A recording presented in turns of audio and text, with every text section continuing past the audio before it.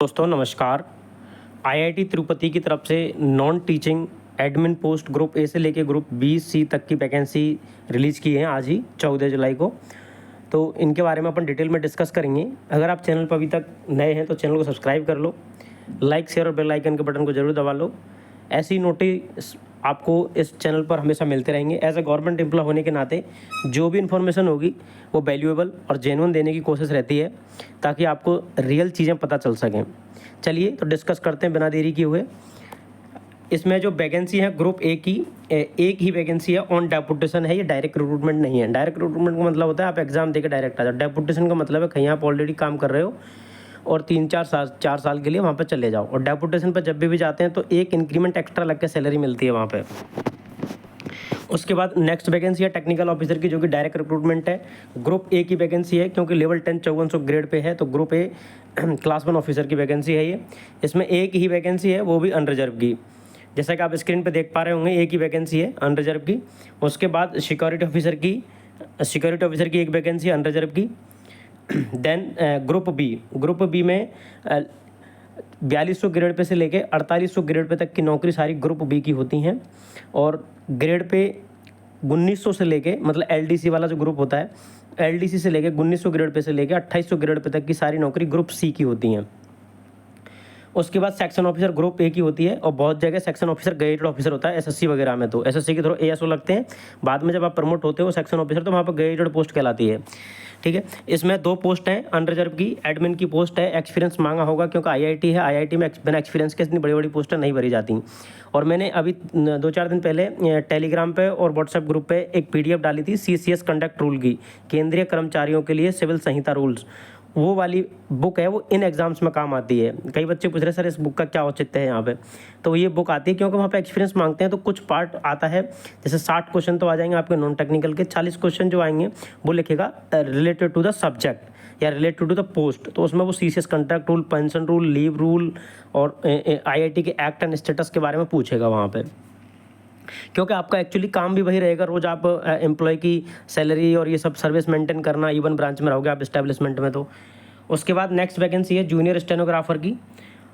उसके बाद civil engineer, junior sport officer, junior technical superintendent JTS.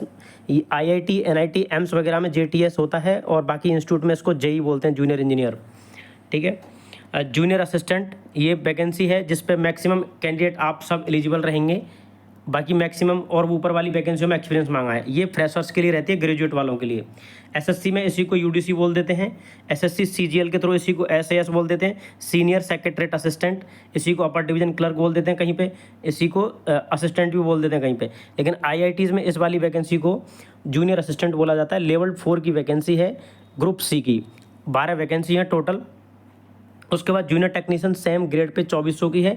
अलग अलग डिपार्टमेंट वाइज वैकेंसीज का बाइफर्केशन नीचे दे रखा है, जैसे कि आप स्क्रीन पे देख पा रहे हैं। तो ये सारी पोस्टें थी। इस फॉर्म को भरने का आपके पास एक ऑप्शन है जूनियर असिस्टेंट का, बहुत बढ़िया। दूसरा, इसका मैंने पहली बार देख रहा हूँ कि आईआईटी का 500 से कम फॉर्म का फीस है। बाकी आईआईटीज़ का 1000 या 800-900 रुपये फॉर्म फीस रहता है मैक्सिमम, आईआईटीज़ एनआईटीज़ एम्स वगैरह का, जैसा कि अभी आपने एम्स सीआरई का देखा होगा।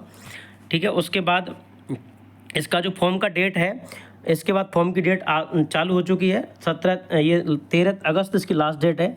आप जो भी एग्ज़ाम के लिए क्वालिफाइड करोगे तो लास्ट डेट मतलब 13 अगस्त से पहले आप सारी चीज़ें आपके पास होनी चाहिए। रिजल्ट अगर आपने ग्रेजुएशन कर रही है तो ग्रेजुएशन का फाइनल रिजल्ट, मास्टर डिग्री कर रखी तो मास्टर का फाइनल रिजल्ट, या फिर कोई और स्पेसिफिक क्वालिफिकेशन आपके पास है तो उसके लिए। अब इनकी डिटेल में अपन एजुकेशन क्वालिफिकेशन देख लेते हैं। जैसा कि मैंने असिस्टेंट रजिस्ट्रार का बताया था, डेपुटेशन की वैकेंसी है, ज़्यादा आपके मतलब की नहीं है। टेक्निकल ऑफिसर में भी यही रहता है। अगर आप बीटेक वगैरह कर रखे हो, मतलब बैचलर डिग्री, तो आपसे मांगेगा 8 साल का एक्सपीरियंस। और अगर मास्टर डिग्री कर रखे हो तो आपसे मांगेगा 5 साल का एक्सपीरियंस। ठीक है, उसके बाद सिक्योरिटी ऑफिसर में भी एक्सपीरियंस मांगा है। सिक्योरिटी ऑफिसर का नहीं, junior superintendent that is equal to ASO.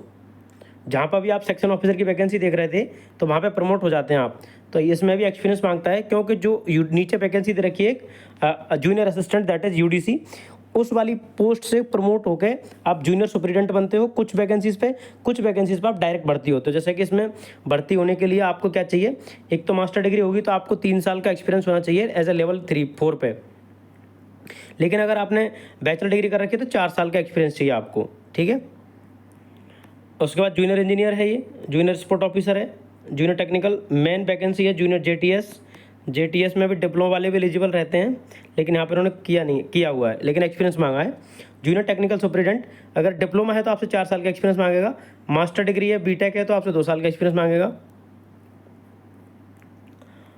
उसके बाद मेन वैकेंसी है जिस पर आप एलिजिबल हो वो है ये जूनियर टेक्नीशियंस में देख लेना, कोई आईटीआई वाला बंदा है और काम कर रहा है कहीं पे, 5 साल का एक्सपीरियंस है तो एलिजिबल है, और डिप्लोमा वाला 3 साल पे एलिजिबल है। सारी जूनियर टेक्नीशियन का यही है, बस अपनी ब्रांच देख लेना। उसके बाद मेन वैकेंसी है वो मैं ऊपर चली गई है, जूनियर असिस्टेंट की वैकेंसी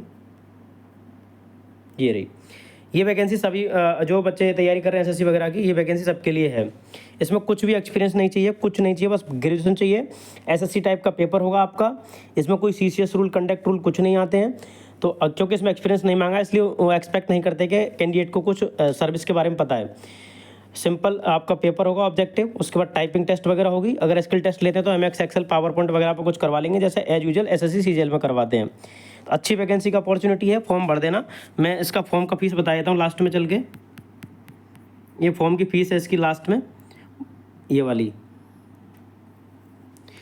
तो 13 अगस्त लास्ट डेट है, कल से फॉर्म चालू हो चुके हैं इसके, भर देना। और चैनल को अगर सब्सक्राइब नहीं किया अभी तक तो सब्सक्राइब कर लेना, क्योंकि यहाँ पे जो भी इन्फॉर्मेशन मिलेगी आपको एकदम जेन्युइन मिलेगी। कोई भी डाउट रहता है एजुकेशन क्वालिफिकेशन से रिलेटेड या फॉर्म में दिक्कत आ रही है तो कमेंट सेक्शन में पूछें, व्यक्तिगत मैसेज ना करें कृपया। Thank you so much and good luck.